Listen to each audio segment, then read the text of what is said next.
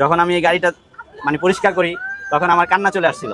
মানে আমার পাশে কেউ আসে নাই, কিন্তু আমার মা এক কথাই বলছিল যে বাবা যাই করছ না কেন হালাল ভাবে করি। আমার মা এটা আমার সবসময় আমার মা আমাকে সাপোর্ট দিত।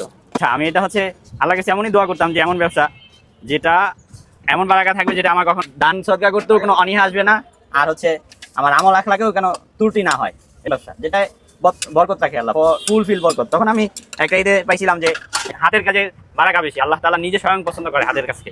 এই জন্য আমি এই কাজটা বেছে নিই যে হাতের কাজ এটা আমার সম্পূর্ণই আমি নিজে আমার নিজের হাতে তৈরি করি।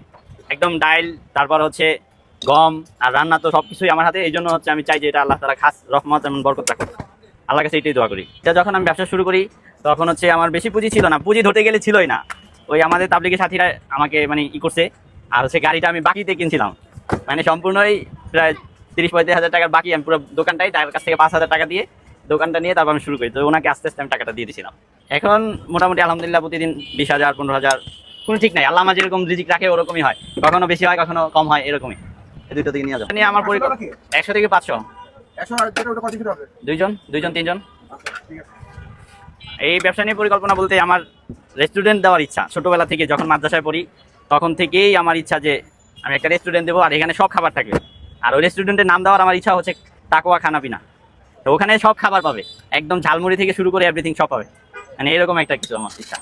আল্লাহ যদি চায়, আর যদি না চায় তাহলে তার সম্ভব না। আমার তো কোনো এখানে ভাই নলি আর হচ্ছে হালিম পাওয়া যায়, আর শীতে হচ্ছে স্যুপ পাওয়া যায়।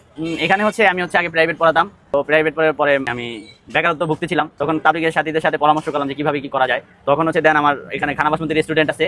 তো ওখানে আমার যে আমির সাহেব আমাদের মসজিদে, সে হচ্ছে ওই রেস্টুরেন্টের মালিক। সে বললো যে তুমি তখন আমার রমজান মাস ছিল, ফার্স্ট রমজান ছিল। তখন বললো যে আমি হালিমটা তোমাকে শিখাই দেই, তো দেন হচ্ছে তুমি শুরু করতে পারবা। তখন আলহামদুলিল্লাহ একটা রমজানে ভালো একটা চাহিদা থাকে, একটা ভালো প্রফিট পাবে।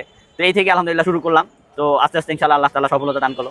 এইভাবেই আমার চলতেছে। এখন হচ্ছে ফাজিলে মাদ্রাসাতে, ফাজিল বলতে এটা হচ্ছে অনার্স, জি পাশাপাশি ব্যবসা চলতেছে। এখানে হচ্ছে যদি নলি খায়, নলি হচ্ছে 100 থেকে 150 এর ভিতরে থাকে, আর হালিম হচ্ছে সর্বনিম্ন 50। এর উপরে যে যেত না 100 নেয়, 80 নেয়, 90, যে যতটুকু খায়। আমার পরিবারের এখানে সাপোর্ট দিচ্ছে 4 জন লোক। 4 জন মানে এটা টোটাল আমার সব প্রসেসিং করতে হয়। আমি শুধু রান্না করি, ওরা সব প্রসেসিং করে দেয়।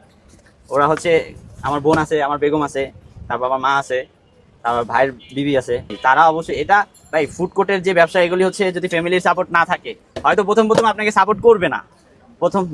প্রথম যখন আপনি ব্যবসা শুরু করবেন তখন কেউ সাপোর্ট করবে না, কেন এটা অনীহা প্রকাশ করে। আমি আমারটাই, আমার ফ্যামিলি আমাকে একদমই করে নাই সাপোর্ট। যখন আমি এই গাড়িটা মানে পরিষ্কার করি তখন আমার কান্না চলে আসছিল। মানে আমার পাশে কেউ আসে নাই, শুধু আমার মা এক কথাই বলছিল যে বাবা যাই করছ না কেন হালাল ভাবে করি। আমার মা এটা আমার সবসময় আমার মা আমাকে সাপোর্ট দিত।